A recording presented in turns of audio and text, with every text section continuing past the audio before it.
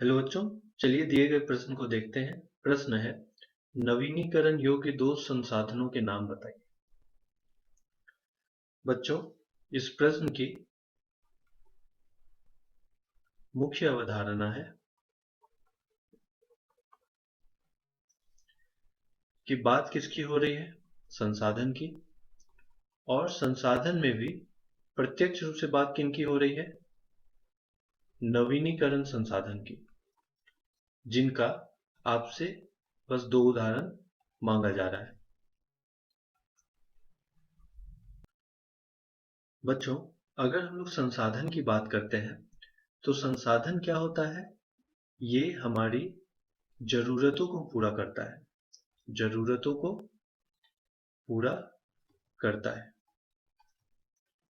ठीक है। और ऐसे संसाधन हमें कहाँ से प्राप्त होते हैं? पर्यावरण से।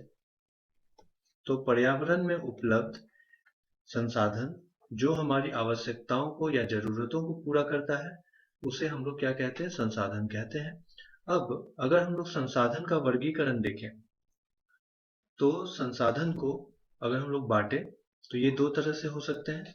एक ऐसे संसाधन जो प्राकृतिक तौर से हमें प्राप्त होंगे, और दूसरे ऐसे संसाधन जो मानवीय तौर से हमें प्राप्त होंगे। आप इसे अप्राकृतिक भी कह सकते हैं। अप्राकृतिक संसाधन। प्राकृतिक संसाधन का वर्गीकरण करें तो ये दो तरह के होंगे। एक क्या होंगे? नवीकरणीय संसाधन, और जो दूसरा होगा उसको हम लोग कहेंगे अनवीकरणीय संसाधन।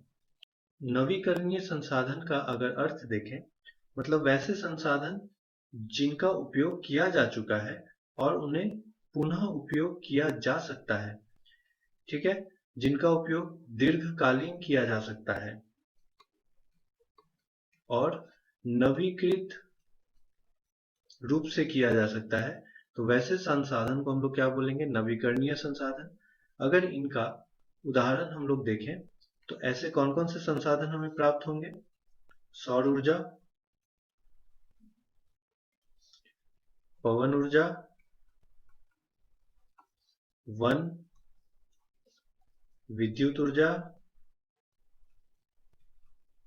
इत्यादि। तो बच्चों, दिए गए प्रश्न का उत्तर है सौर ऊर्जा, पवन ऊर्जा। आशा करते हैं कि आपको यह उत्तर समझ आया होगा। धन्यवाद।